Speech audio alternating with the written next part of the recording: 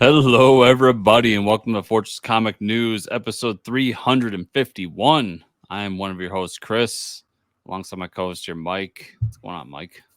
Nothing much, just fighting the elements as one does in the great white Northeast that we live in. Oh, it's so nice to have winter. Yeah, we haven't had it. Now it's hitting us in the face like a haymaker. It'll be gone before you know it. I'm lucky because where I live in New York, if you ever watch the some hot weather talk, Weather meteorologists, we know about the same as a meteorologist. That's my hot take. But anyways, if you watch the snow fronts go through New York, there's always a top one that's really heavy and the bottom one, and that bottom one always hits like Buffalo, and that's why you see all those videos from Buffalo. Yeah, like having the snow blow and shit. People like trapped in their homes. I land right in the middle of that. Nice. So like I never get the really bad shit. I just get like the kind of bad, like average to kind of bad. So I get to enjoy winter.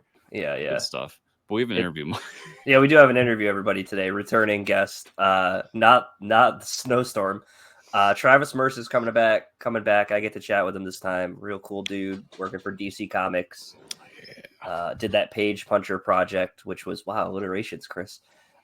Which was a lot of fun from DC, and now maybe talking about some more stuff going on with DC. So looking forward to that. Yeah, good stuff. Yeah, besides that, not a whole lot of news. Beginning of the year. Yeah. Mm-hmm. Calm before the storm.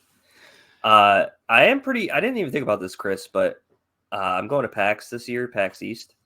Oh, nice. And hopefully one if you ever decide to go back, we can hang out at PAX East again. But it's a little more of a trek for you. I was wondering if maybe I'll see the Suicide Squad game this year.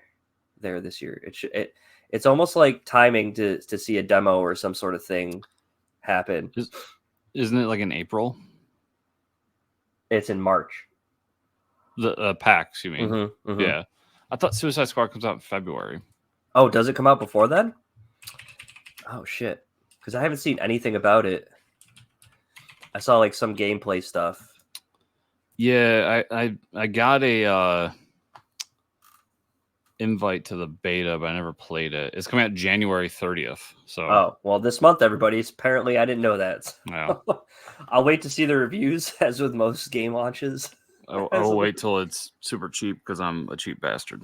Yeah, since we got some time to fill, I'll talk about. I was playing Cassette Beasts for a little bit this weekend. A little bit. I probably put about 10 hours into it this weekend. It's right up your alley because it's all like the cool. I like to play like indie Pokemon game styles because they always build upon what Pokemon has the recipe, but like there's always some layers that get added to with these types of games. This one's like all about musical stuff. Mm-hmm. Cassette Beasts, so you capture the monsters out of cassettes. The story is really interesting. Like people arrive at this island from like all over the like a multiverse. Like you're from Earth, but some people aren't, and some people are from like different times. So I almost wonder if it's like the afterlife, maybe. But it's kind of interesting story because I never really pay attention to the stories in Pokemon.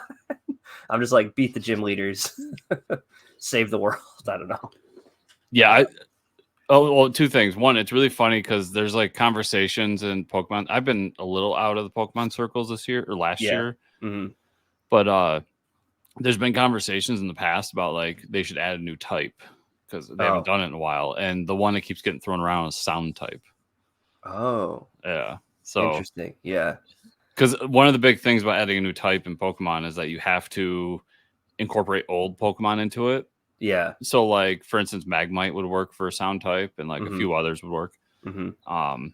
Yeah, that's true.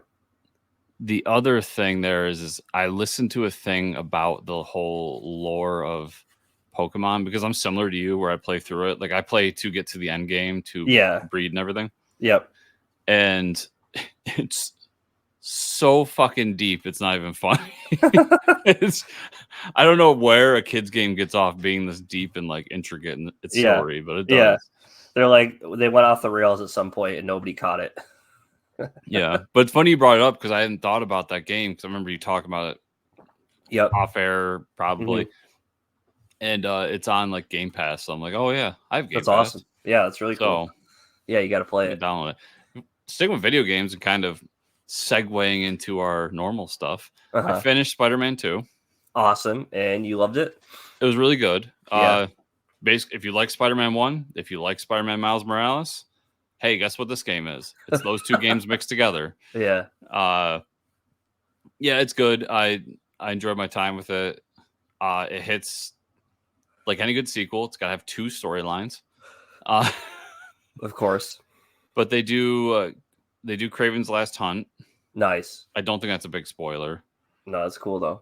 And then the second story arc is about Venom. And if you played the first one, and you know who Venom is in this one, and I liked kind of the twist there. So yeah, it's awesome. And there's some moments in there, like even for me, who's not a Spider-Man guy, I'm just like things happen where I'm like, oh, I read that, I know what that is, or cool. Oh yeah, that's where that's good. Yeah. So, cool. And it sets up a bunch of cool stuff, dude. There's this is a little spoilery, but fuck it. I mean, it's been out for a while now, and if you want to just pass by this, some of the side quests, one sets up Chameleon, which is really cool. Yeah. One sets up Spider-Verse. Oh, very cool. Because you get a glimpse into the Spider-Verse where you kind of meet somebody who mentions Spider-Man 2099. And it also sets up... Oh, who's the other villain set up? Son of a bitch. Sets up another villain. I forget. It's been a week since I've beat it. But yeah, so there's some cool setups. I don't know if it's going to be for Spider-Man 3 because, it's the third game, so we need to do 3 storylines now. Plus and they can do that with the multiverse if they want. Yeah, and but maybe there's DLC. I don't know, but yeah, it's cool. It's worth your time if you get a chance to. Nice. Yeah. I speaking of Spider-Man, I saw this pretty funny clip the other day of I see a lot of clips of like comedians getting heckled on stage and then like giving it right back to the people in the crowd, which don't ever heckle a comedian because they will tear you to shreds. Real quick interlude. Have you ever seen the Bill Burr one in Philadelphia? Probably. It's like the greatest one of all time. I think so. I think I have. Yeah. This one, the guy is wearing a Secret Wars Spider-Man shirt. So like the black Spider-Man thing. And I forget what the interaction is, but he's like arguing with someone in the crowd that's wearing like a pink furry coat. And then she says something to like, oh, well, you're wearing a Spider-Man shirt. And he goes on like with Spider-Man. Then somebody else gets involved. And it must be down in the city because you can hear these heavy accents. And the guy's like, he's like, well, actually, that's a Venom t-shirt. And the comedian's like, no, it's a... It's a Spider-Man, it's the Secret Wars Spider-Man shirt, which came out 4 years before Venom was created by Todd McFarlane. Like, get fucked. And it was like, yeah, don't try to heckle comedians. The reason they're on stage is because they're pretty witty to begin with. And then to get like wrecked by a comic book nerd just makes it even better. And they look forward to that, man. Yeah. He's like, oh, it's not a Venom shirt. I'm going to make you pay for that. Yeah. They're so looking forward to that. Mm-hmm. And I was like, that's not a Venom shirt. That's a Secret Wars. I even knew that. That's the black suit Spider-Man, incognito. That happens like all the time where like, especially in like a podcast that's not comic related. Yeah. And they're like, and I don't mean to pick on anybody because, look what we do, but right. They're not a comic book podcast, but they may be like kind of comic book fans or like read some stuff and they'll bring something up and I'll just be listening like, oh, that's not right. That's not right. That's not when it was publicized. I know the facts. I am a little upset with McFarlane. Well, McFarlane Toys to be more specific because I didn't know they do this, Chris. Because I usually like if I see the cool toys, I'll pre-order them on their website, like the DC Comics ones. Well, apparently they're coming out with a Forever Evil Owlman variant. Owlman's one of my favorite characters. But it's a good version of him. Yeah, and it's Walmart exclusive though. So like, and Walmart doesn't put up pre-orders or anything. And from what I've heard, the Walmart exclusives are like impossible to get. Yeah. So that's my life lately, trying to find an Owlman variant. Well, this is what I'll do. I've done this for other people, never successfully, Yeah. But I can make the promise. I go into Walmart all the time. If I see it, let me know. Yeah. Let me know. I'll pay boku bucks, maybe $20. Well, it's probably a fucking $25 figure to begin with. Yeah. Oh yeah, for sure. I do those McFarlane DC Universe ones, which is very relevant to our interview today because that is part of the Page Puncher lines. Travis Mercer did the art for that book. See, bringing it back full circle. Look at that. Somehow we made it back here. Not a whole lot of TV news. I can say though, I'm almost done with the Monarch Legacy of Monsters show, which every episode gets better and better. I will say, there's more Kurt Russell, which is always a good thing. I think I'm on episode 6. I think there's a couple more. I think there's 8 episodes. I was not expecting to see a like real-time Godzilla reveal, but we got that in the last episode I watched, which is cool. Like they're in the desert and they fought so now there's a rift there's a lot of things going on between the characters. There's some people at Monarch that like Monarch isn't as evil as they seem, but there's people working with the Monarch that are definitely more evil than others. And then we find out like Kurt Russell finds Godzilla and is like, oh, we're going to go after Godzilla. And they're like, why, you want to kill him? And he's like, no, we want to save him. And then like everybody that's been working with Kurt Russell the whole show is like, dude, this guy's fucking insane. He's like, no, we need to help Godzilla. They'll look at him like, no, we don't. So he's like doing his own thing. He's taking over one of the Monarch offices and he's like trying to track down Godzilla. It was a crazy scene of like in the desert, Godzilla like was like hibernating underground, pops out and like starts wrecking shit. It was awesome. So, there's a lot going on there. There's some interesting character stories going on, but the Godzilla reveal was really cool. So I just want to say for the record, I watch Venture Brothers and the Monarch is definitely a bad guy. Oh yeah. Yeah, that canon Monarch is very bad. Dude, Venture Brothers is so good. It's such good. The Monarch is amazing too. I love that all those characters. I can kind of stay on point. Yeah. Well, first of all, I realize that I don't know if you have to have a PlayStation Plus member, but like PlayStation people, if you download Apple TV Plus, you get 3 months for free. Oh, that's pretty cool. So I have Apple TV Plus again. Nice. So I'll eventually get the Monarch. But I was going through Netflix because I got Netflix to watch Rebel Moon, and I still haven't watched it. It's all right. And I watched their quarterback doc. I won't get too much into that. If you like football, it's really good. It's an old anime, but by old, it's from 2021. There's a Godzilla anime called Singular Point. Yeah, I think there's 3 animated movies or something.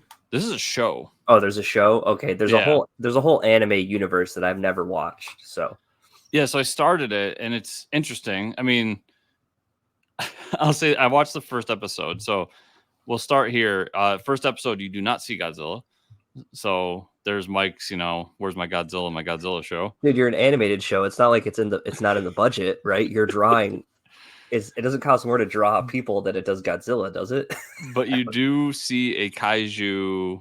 Okay. It's not really a kaiju. It's a pterodactyl. So well, that's not even maybe cool. It's a kaiju. I don't know. But the whole premise is that the main characters work for the company that create Jet Jaguar. Oh, that's cool. Yeah, so I'm assuming that this is going to end with Jet Jaguar versus Godzilla. People that don't know, because this isn't a Godzilla podcast, I just realized Jet Jaguar is like the Ultraman giant robot that's like humanoid robot that is created to fight Godzilla. Looks just like Ultraman. Yeah. Very similar to Ultraman. It's not rated very well, I'll say that. Like it seems like I don't know, the people like it, but the reviewers are kind of middling on it. I was trying to look see how many episodes it is, but I'm gonna keep watching it. I think it's fun. And I think the movies don't have terrible ratings. There's like animated movies on there. That's like the whole other universe I gotta start watching now after I finish Monarch, because I haven't consumed all the Godzilla stuff there is yet. So and then I found out completely by accident that Netflix is publishing the Delicious in Dungeon anime. Oh, yeah, I've heard of that. So 2 things here. So I love that first volume of Delicious in Dungeon. I want to keep reading it, but other things keep getting in the way. Mm-hmm. The 2 things here is it's very interesting that right now, so when this launches, 2 episodes will be up. But as we're talking, there's only 1 episode. Mm-hmm. And apparently they're launching episodes weekly. Interesting. That's new for Netflix that I'm aware of. So yeah, they've done that with some other stuff, but have they? Yeah, I can't remember what, but there was stuff. Yeah, I guess like Netflix is flipping the bill for it, but it's also being published on like some website somewhere else. Mm-hmm. I'm not sure, but it's on there. And I'll say the first episode's really fun. Yeah, like it really does feel like the manga, with That's the cool. one exception being that the manga actually gives you, and I don't know how you would translate this to anime, so I'm not like I'm not trashing it for this, but the manga actually gives you recipes. Oh, yeah, right. That while the recipes include monsters from the dungeon. So anyone who doesn't know, the whole premise is that like this group goes into these dungeons kind of like D&D and has to fight their way through to get treasure. And in the first part of it, like one of their party members gets eaten by a red dragon. Mm-hmm. But if they can get her before she's completely digested, they can resurrect her. Mm-hmm. But they're really hungry. So Oh. so they have to go into the dungeon and eat the monsters in the dungeon because they're also poor. Oh my god. And then they meet a dwarf who's like an expert at like cooking monsters. So That's every issue of it, you get like 2 recipes where they fight something and they turn it into some sort of meal. And they do the same in the show. Yeah. And yeah, so you don't get the recipes per se, which from what I'm told, the recipes in the manga can actually be translated like they use, for instance, the first one they do is a mushroom monster that they fight. And like, yeah, they put in the recipe like the mushroom monster, but if you just like replace it with like regular old mushrooms, yeah, it still works. It should work. Like yeah. And then like a scorpion's in it, but like when you look at it, it's basically lobster. So you just replace it with lobster or crab or something. Like stuff like that. Yeah. But yeah, it's a blast. I think it's so much fun. It's a cool twist on like typical D&D kind of stuff. Mm-hmm. And that's awesome. Yeah, I'll be continuing to watch it every week. So that's great. That I forgot that was even a thing. Now I got to go back and read them because it did sound like something I would love. Yeah, it's a blast. It's so different from anything you get here in the States that's why I really fell into this hole of like reading more manga and like trying to jump outside of my comfort zone things. Because if you had told me this 4 years ago, like if Marvel was putting this out 4 years ago, I've been like, that's stupid. Yeah, that's a dumb idea. But now I'm like, oh yeah, let's do this. Hell yeah. All right, the little bit of movie news we have was this is pretty shocking, I'd say, or I don't know. Maybe it was just a whole timing thing, but for Marvel Studios' Thunderbolts film, Steven Yeun announced that he made the decision to drop out of the film. He did say that he would like to still do a Marvel project in the future, but felt that it was out of the cards with this decision. No word to exactly why he chose to leave, what it means for his character. It was widely speculated that he would play the Sentry. We talked about that it would be great. Could be timing things with the writer strikes. Maybe he was committed to some other stuff. But there's some weird stuff going on with scheduling and delays. So who knows what could have happened there. I really, in my heart, feel like something happened to him personally that changed his mind. Because, like, I've seen that float around what you said. And in my heart, I'm like, wouldn't you assume that Marvel pays the best? So if it's strictly like a money thing, like we have a conflict here, you have to choose one. And let's say he goes by money. Right. You think he'd choose Marvel. But maybe it's a passion project, and that's why he went that way. So that could be. Yep. But I think something's going to come out here, like and I hope it's not something terrible. But I have in my gut, I'm like, dude, something happened. Well, hopefully not. I was looking forward to him as Sentry. I think that would have been really cool. Would have been really cool to have him as a big character in Marvel like that. Yeah. And a chance. Hopefully they still do it and they find someone good, because it's also a chance to play multiple characters and kind of work out your, like, you have to be a good actor to play Sentry, because you also have to play the Void. Mm-hmm. So you have to be able to play two characters at once, and yeah. But we'll see. Sucks that we felt like we were on track for all this stuff we're looking forward to, and then one of the movies I was really looking forward to is now a little bit off kilter. So yeah, I'm sure they have A, B, and C in the back. Marvel's always prepared for that stuff. Yeah, I mean, the big machine. Yeah, it's a factory, man. Like, it's coming out one way or another. So yeah, they'll pick you up and put somebody else in there. From what I heard, I've been reading a lot about like what happened with the Marvels. And that's basically what happened with the Marvels, where like they really wanted to like kind of get rid of it. Mm-hmm. And they're like, the machine has to move on. We've already put too much into this. Like, just put it. And that's why you didn't see a ton about it. Right. There's no put in the advertising or anything. Yeah. Yeah. It was just one of those things where like, just take the loss and move on. Yep. So yeah. Which I would have loved to see the Batgirl movie. DC was just like, nope. Millions of dollars and a lot of shooting and Michael Keaton in a suit. Goodbye. Which really sucked. And oh my God, I hate. I'm sorry. We all love Brendan Fraser. The director telling me Brendan Fraser would have won an Oscar. You're full of shit. Yeah. There's no way Firefly is winning an Oscar. Which, can I go on a quick rant here? Uh-huh. Not about Batgirl, but similar. Apparently, so you watched Rebel Moon already. And you said, right? Yeah. Like, Yeah. Apparently, the Snyder Bros are out again, because Snyder said, well, like, there's a director's cut. Can we stop? Yeah, we got to stop that shit. Like, it's already like a 2.5 hour movie. I get what happened with COVID and why we got the Snyder cut of Justice League. I get it. Yeah. And for many, many reasons, I wish COVID never happened. I think we all do. That one is like the biggest lingering thing for me that's come around, where I'm like, not every movie that's terrible. I haven't watched Rebel Moon, so I don't know. But not every bad movie is fixed by a director's cut, people. Like, sometimes there's bad movies. I feel like it happened with Watchmen, where like Watchmen director's cut was so much better. That was like, but yeah, I'll stand by this. Watchmen was still good. Yeah, I didn't think Watchmen sucked. Yeah, you're right. Yeah.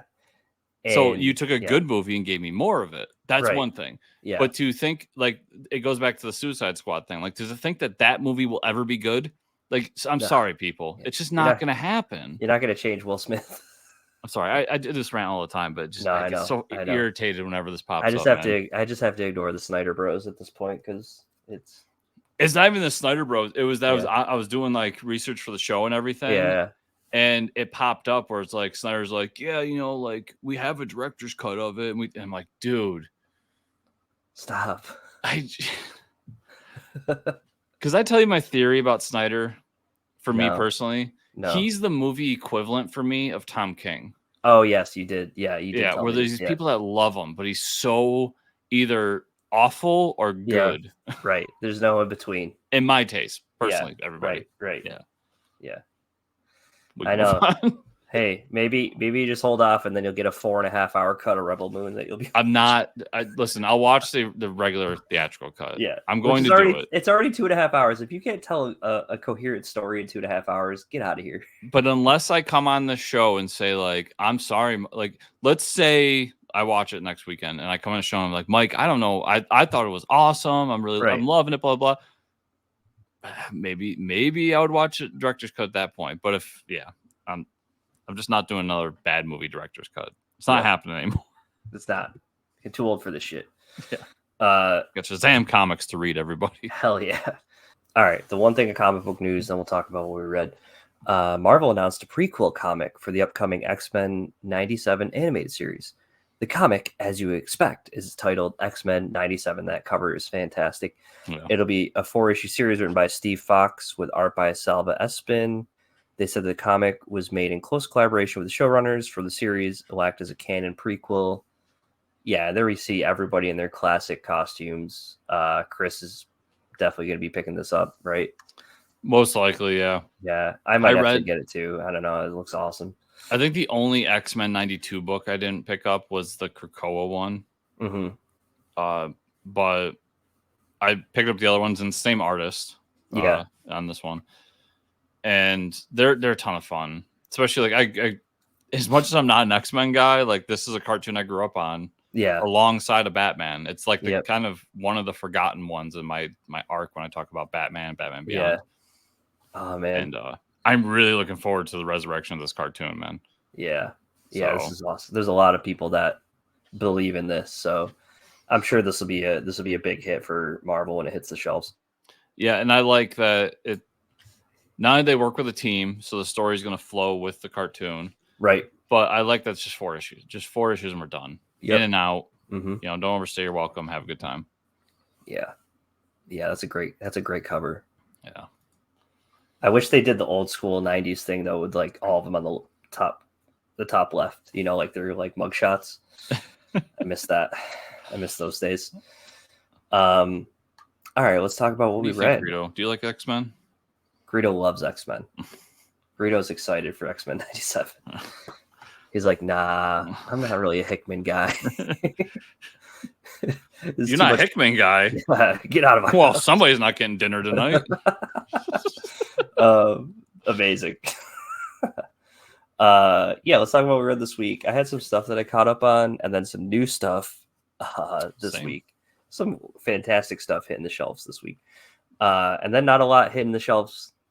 Well, as this episode comes out, not a whole lot hitting the shelves today. Speak for yourself. Well, yeah, for me at least. Yeah, more for Chris. I should put out. I literally should put out on Twitter every week my poll list because I no longer have a light week. You don't have light weeks anymore? I don't have them. Damn. And I need that's one of my. I do this every year.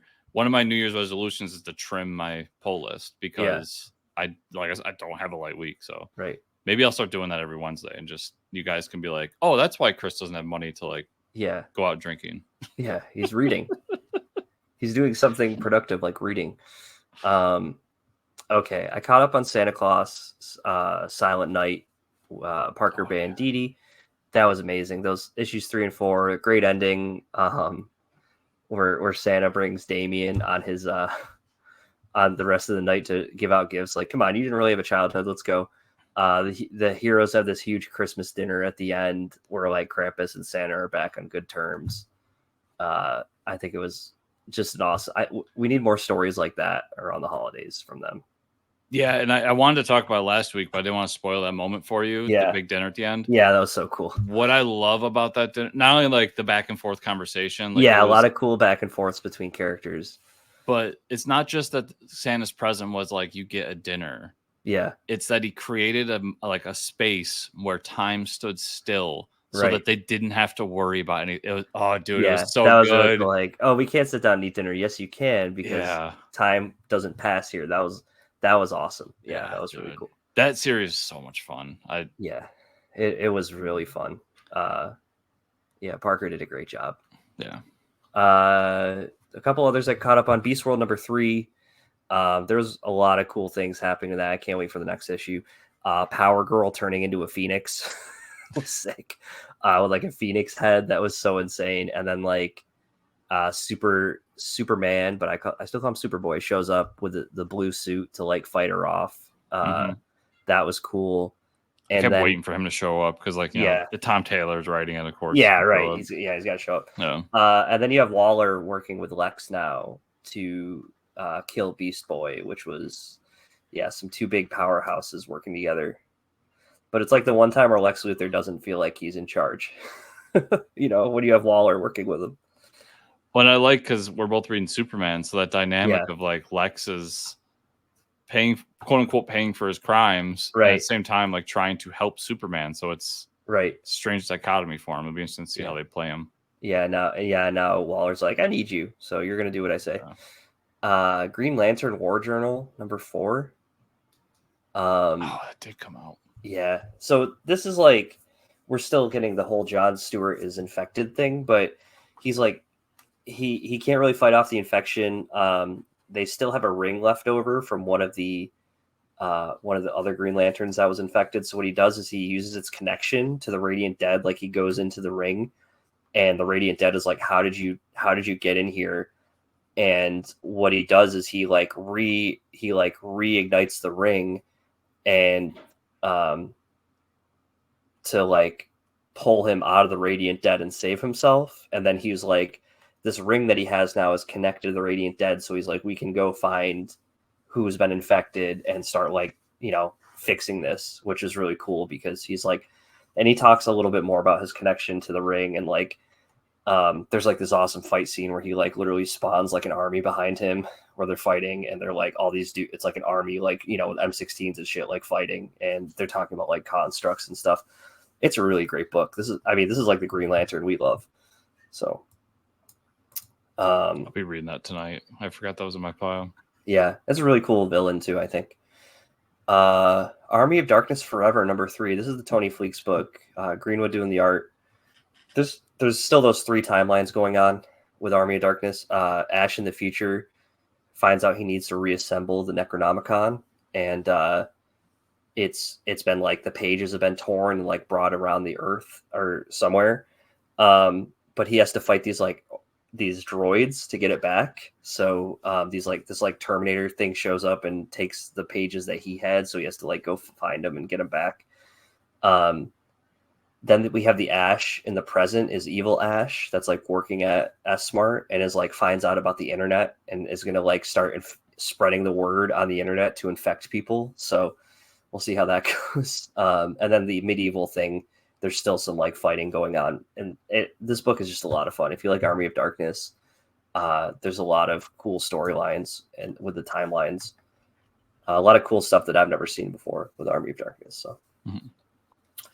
Fantastic Four, #15. This was an interesting one because we find out like Metamind was behind the whole taking the building away, and then when it didn't come back, they were waiting for their kids to come back from that pocket dimension.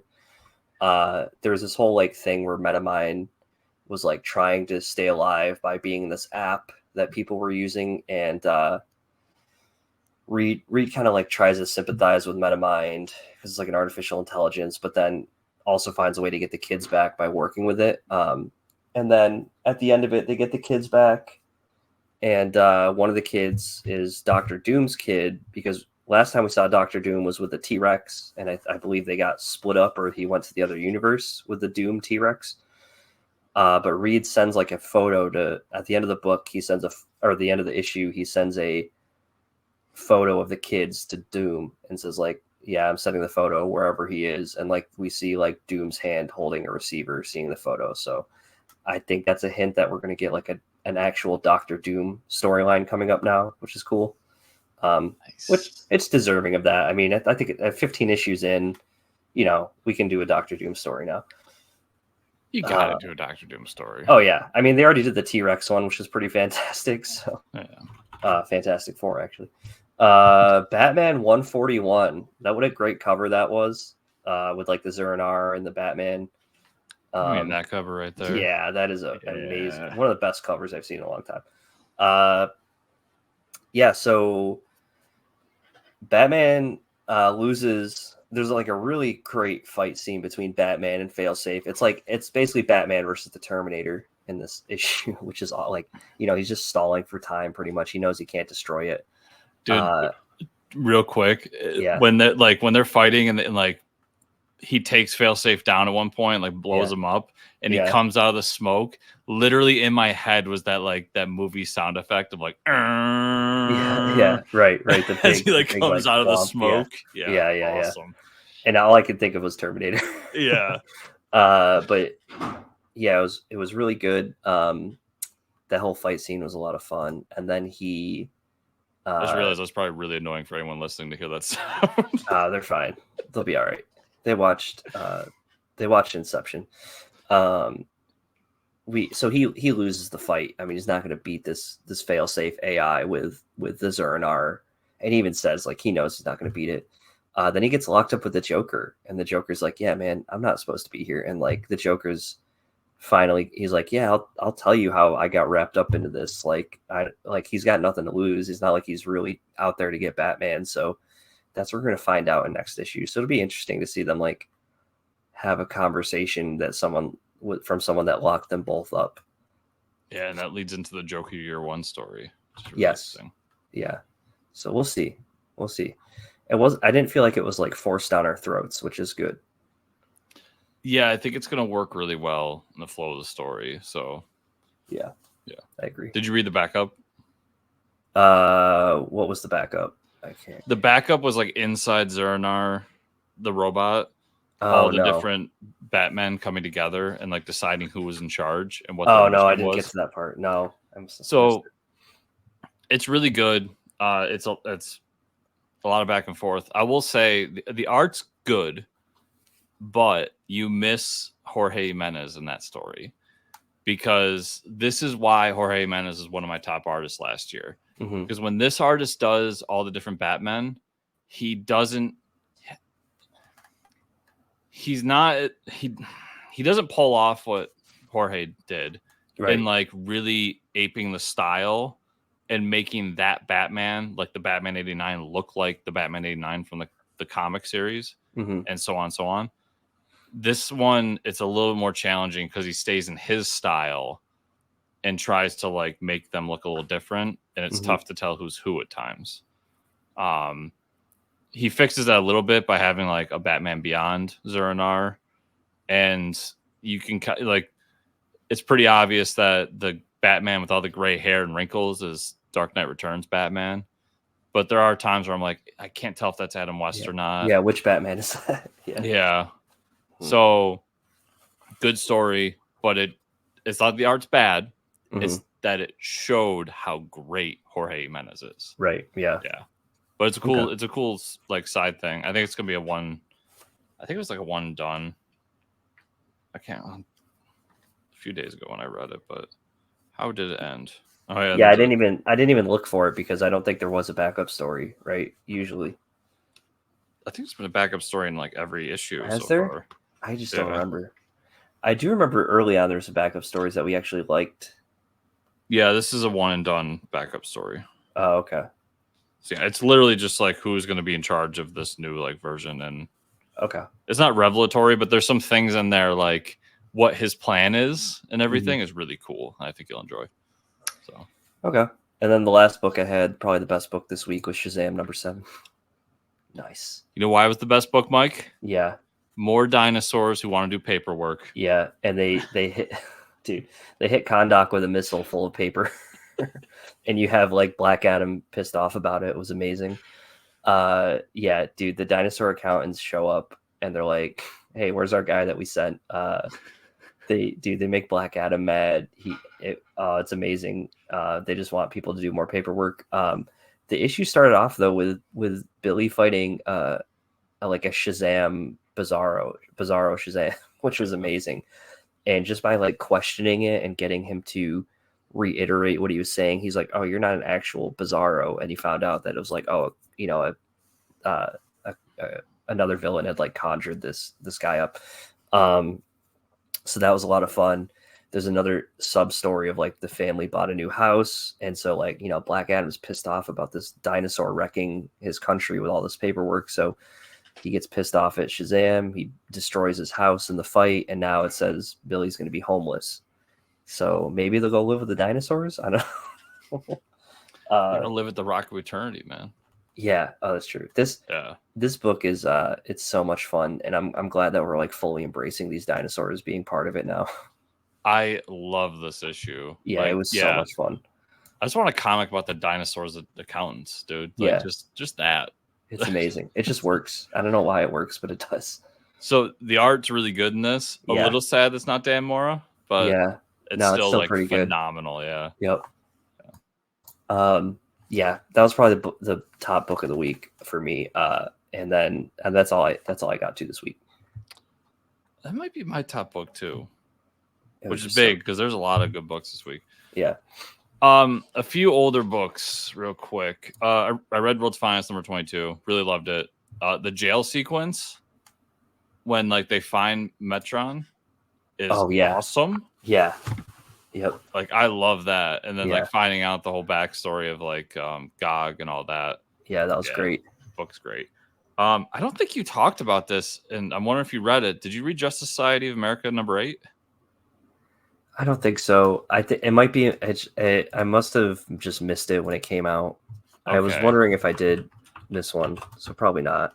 It is out, so yeah, look it up. Really like this issue. We get it. It centers around the daughter of the Golden Age Red Lantern. Oh, okay. And Alan has to kind of deal with her, and then basically has a huge fight because Helena wants to bring the Red Lantern on as part of the team because that was her team from the future. And Alan's like, under no circumstance, like I'm not even discussing it. This is not happening. Right.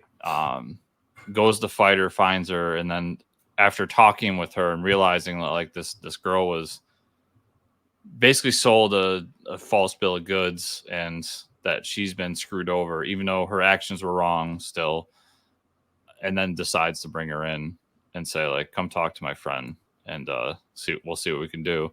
It's a really good issue because not only do we get some cool Red Lantern stuff in there, but it's not as punchy and more of like Alan Scott being like, we can solve this a different way. And yeah, I really enjoyed it. Okay, the Deviant #2 came out. First, it's really good. I really enjoy it and really enjoying this book. 2 issues in. There's 2 moments I really want to talk about, but they're tough to talk about without getting in some sense of conversation. So bear with me here. So the lead character of this book is, I'm pretty sure what's happening with this book is James Tynion is writing himself as the lead character. Okay. Because I'm not sure if you're aware of this. I found this out recently, but I'm being told that Tynion is a gay man. And the lead character of this book is a comic book writer who is a gay man. Okay. So I'm pretty sure he's writing himself as the lead character. And this lead character is going around doing interviews for this old murder. And the guy who was accused of doing these murders back in the 70s is also a gay man. Okay. When he goes to the house, there's this whole sequence that's really well drawn and how it's like paced, because they go there and the guy who they're interviewing is somebody that survived a confrontation with the Santa Claus murderer. Oh, interesting. And took an axe to the face and lived. Oh, wow. And because of these events, is just a tad homophobic, Mike. Yeah. There was one thing in there that I thought was a little like, all right, you just get it. You don't like Trump because like the guy's wearing a MAGA hat. But outside of that, it's really well done because they're having a conversation. The lead character brings up that he has a husband, and the guy like stops, and immediately his whole tenor changes. And then when the guy pulls out his laptop, he's got like a rainbow flag on it. Yeah. And he like stares, the other guy stares at it and everything. It's really well done. And then immediately after it, they cut to that character at the jail cell with the accused murderer. And I say accused because that guy is like saying throughout he didn't do it. He's been framed, all this stuff. Yeah. And they're having this awesome conversation that I can't do justice. You got to read it. And he's talking to him. He's like, yeah, but like, you know, he's very standoffish. And you can tell he didn't like me for who I was and everything. And the guy goes, listen, dude, like a gay dude hit him in the face with an axe. Like, I'm not saying it justifies him hating all of us, but like, you can kind of get where he's coming from, right? Right. Yeah. But I just say that because those 2 moments together were so well done. And I think this book's just phenomenal. Awesome. It's been great. And then we get introduced to a new character who's going to come in. That's part of, I'm assuming, the FBI, CIA, something like that. Okay. But really good. I don't want to call it a horror book. Everybody's calling it a horror book. I think it's more of like a thriller. It almost reminds me of like Silence of the Lambs. It sounds like a thriller noir thing. Yeah, it's really, really well done. Cool. That sounds great. So I pulled the trigger during our break and I bought Duke #1, which is the James Joshua Williamson G.I. Joe book. Okay. Mike, this book is about Duke, who's like he's the perfect soldier. He does all these missions. He never wants to get a promotion. He's always like getting all these awards and everything and doing all these missions. Well, on one of the missions, he encounters something. It's a transformer, and it's the one that turns into a jet. I don't know my transformers. Starscream, come on. Starscream, who, as they're also flying a jet, and the transformer transforms, grabs the jet, destroys it. They eject, and he grabs the guy who's flying and crushes him in his hand. Oh, damn. And laughs, and Duke just gets the fuck out of there. That's amazing. He goes back to base, and we kind of fast forward a few months to where he's trying to get back into the army because everybody thinks he's crazy for telling the story because nobody knows Transformers exist. Right. So it's a whole story about a guy in the army who discovers aliens. Yeah, and nobody believes them. So he goes to this like Aliens Anonymous meeting where like you see all the crazies, like the typical like Area 51 guys. Yeah, like I got probed and everything. And he goes in there and he's like, yeah, this is a mistake because these people are nuts. Like I'm not nuts. And meets with the person in charge, and they're like, no, I brought you here for a reason. Like I get that these people are like, but like I can't just kick them out. Yeah. She brings him into the whole like what's going on, and it starts this whole mission where he goes undercover and finds this company that's helping the Transformers somehow, the Decepticons in particular. Okay, interesting. And this brings in the rest of the Joes because now the military has to bring in these other elite agents, soldiers, to fight Duke, who's like the greatest perfect soldier of all time. Oh, okay, to shut him up. Yeah. Wow, that's cool. That sounds like a really good book. Yeah. It's a really good book, but like that premise, you could take G.I. Joe out of it and I'm in. Like it's just that's a cool premise without G.I. Joe or Transformers. It sounds awesome. I'm shocked at how much I enjoyed it. That sounds great. I might have to check it out. It's really good. And the art's good too. Like it's to the point where because Joshua Williamson's writing this and the Cobra Commander book. And we get a hint of Cobra Commander in this. We don't get a full-on Cobra Commander. Yeah. I'm probably going to pick up the Cobra Commander book now based on how good this book was. 2 G.I. Joe books. Watch out, folks. Yeah. Out. That's awesome. That's really cool. And apparently they're both like 4-issue series. So perfect. You're not in for a long haul or anything. Or I'm sure it's a part of a bigger universe, so there's going to be more to it. But whatever. That's awesome. All right, and on to this week. Vengeance of the Moon Knight, #1. Nice. Mike, Moon Knight is dead. Oh, Long no. live Moon Knight. Oh, wow. It starts off with like the Midnite mission basically going through their mourning process. And the person in charge of the Midnite mission, she's convinced she's not mourning because she's like, it's Mark Spector, it's Moon Knight. Like Moon Knight resurrects. That's what Moon Knight does. He'll be back. It's not a big deal. But the whole thing here is that Khonshu has been trapped on Asgard. So there is no resurrection for the Fists of Khonshu anymore.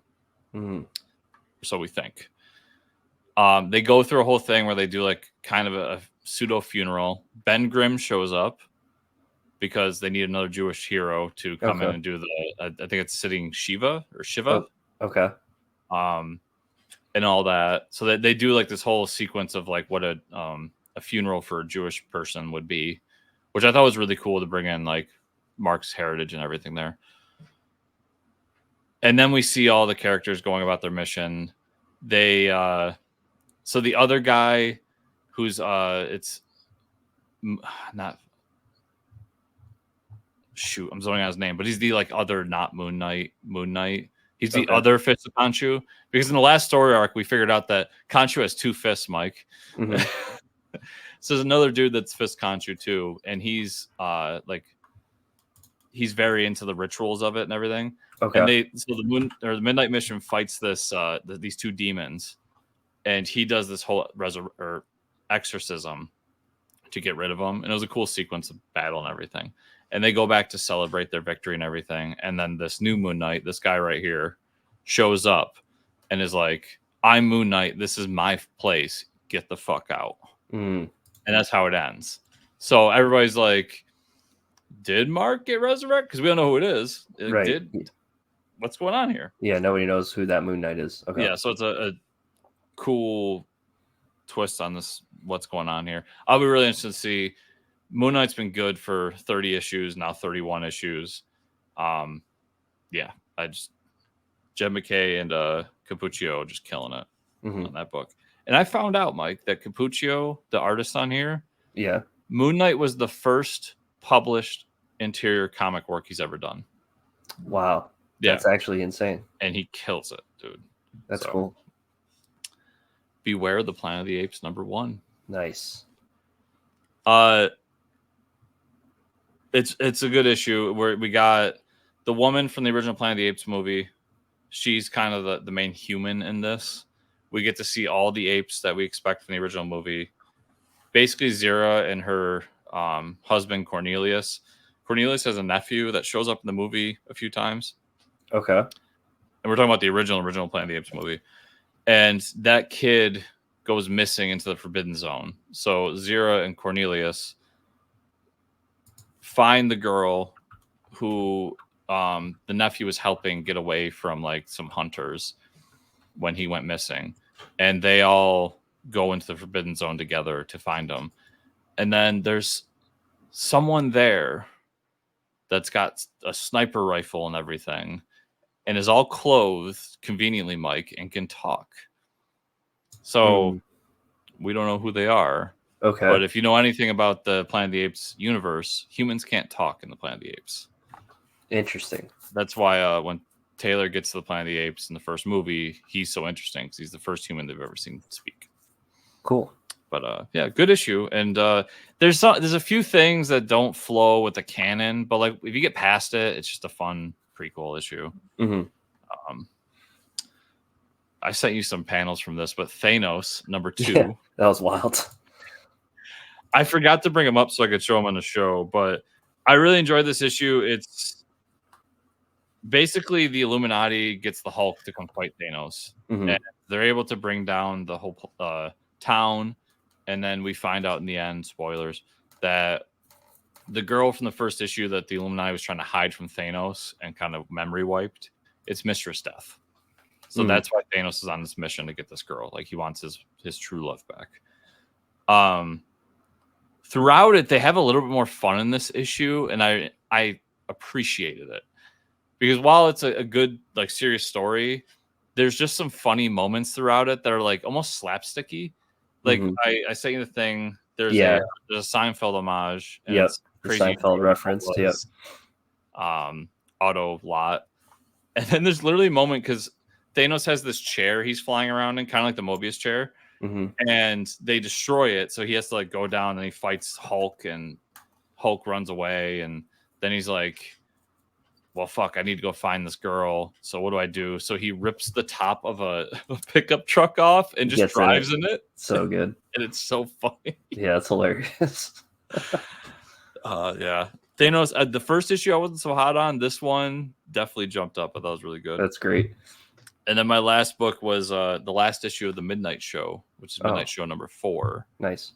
All in all, this book is not going to like change your life or anything. It's literally just like the Universal monsters if they came to the real world and they're fighting over dominance, and then that's it.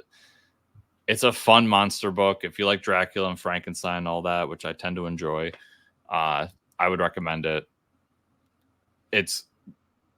I feel like Colin Bunn had more fun on this book than anything. Like he wasn't trying too hard to do horror stuff. Yeah. He was just trying to have this like classic Universal monsters conversation that I bet if we poked at him whenever we get him back on the show, he would tell us he's a huge Universal monsters fan.